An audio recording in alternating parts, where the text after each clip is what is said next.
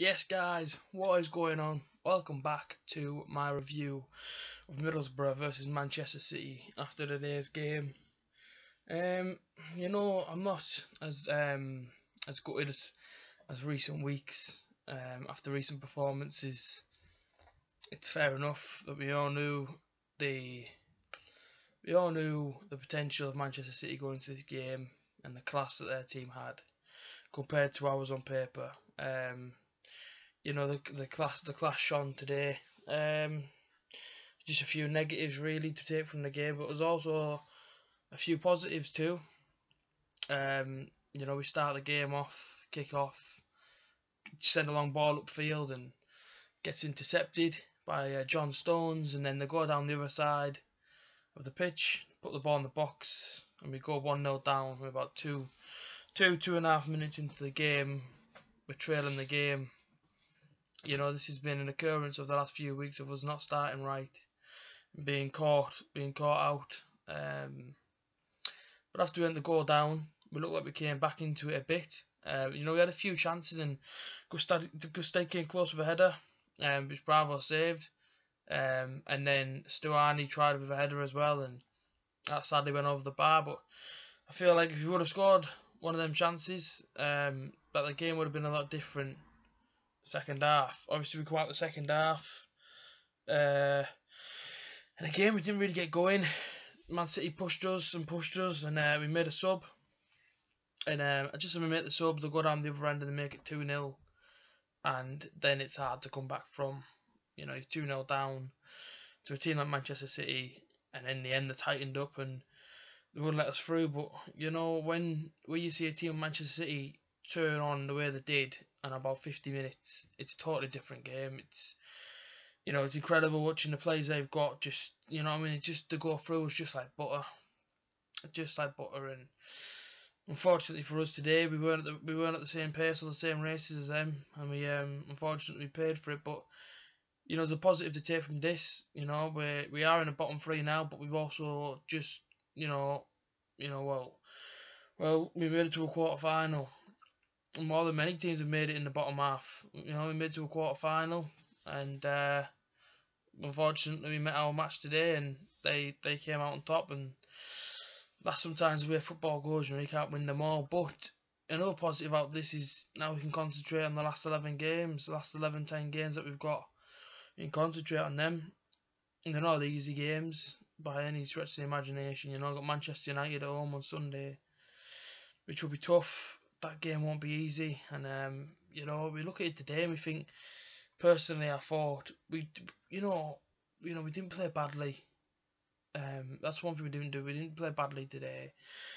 I thought the lads really put effort in, from start to finish, and you could see it towards the end. They were starting to tire, and that's the first time in a few weeks, in a few months that I've seen us really want that badly, and I've been crying out for weeks to not put gutless performances in, to really give us the fans that pay the money something back. And today they did that, and yeah, fair enough, we didn't score, we didn't get the win, that's what it is. But Manchester City are a class act, and we all knew what was going to happen coming into this game. We knew that we were going to be up against tough opponents and that they were going to come at us.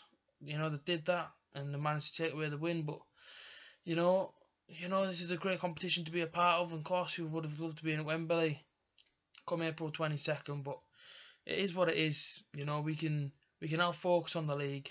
Next big game's coming up, Manchester United. I think if we really go at them, and just like we did today, we can get something.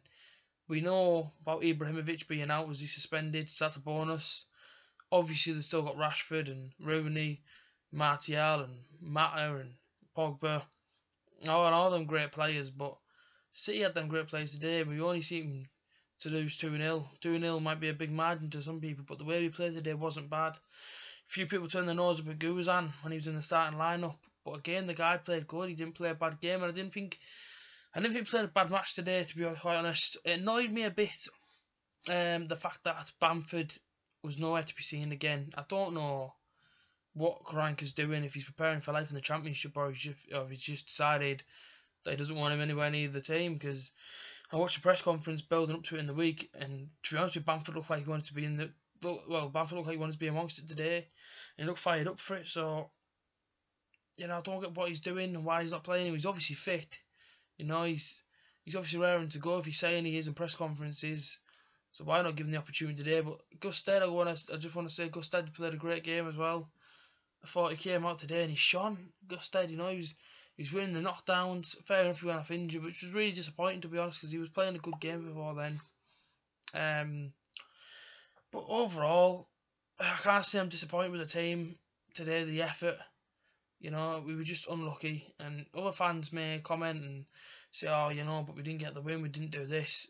Yeah, but you know what I mean. We know of the quality of Manchester City. We've been on a bad run of late, but today wasn't a bad performance. My own opinion, you know, that's why I do the channel, that's why I make my reviews. And this is my own opinion. I didn't think we played bad. I thought the players gave 110%. You know, it was great to see like the likes of Ledbetter, you know, commanding again today. Really, you know, the whole team pulling together and, you know, trying to strive on. We were unlucky, and today showed glimpses of the players gelling again of late, you know, which of late we haven't been doing. But today showed that we can that there's a bit of gelling there again, and there's a bit of, you know, a bit of a coming together. You know, players went away midweek to Yarm, did a pub quiz, and that's what they need. You know, the players don't need the pressures at the minute. Yeah, there's a lot of pressure. We sit 19th in the table. Game in hand. We got that game in hand, and yeah, it's going to be hard this season. We knew this, and we know that. And you know, 11 games to go. Let's just keep getting behind them, because today, you know, I sat in the West Stand today. I don't normally sit up in the West Stand, but that's where I sat. Purely to try and get, you know, to see what the atmosphere is like in other ends of the stadium. The West Stand was rocking today for glimpses of the game. Let's not get the whole stadium going. You know, I've said this in previous reviews and previous previews. Let's get the whole crowd bouncing, and everyone was getting behind the team, and that's what we need. We need everyone to get behind the club these last few games. Fair enough today, we went out the cup, you know, but the one thing we didn't get today is relegated.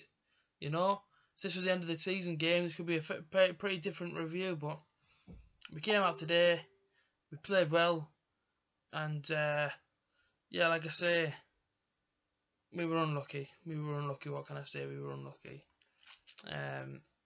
But we move on. We move on as fans. We move on as a club and as a unit. You know, the club need a 12th man.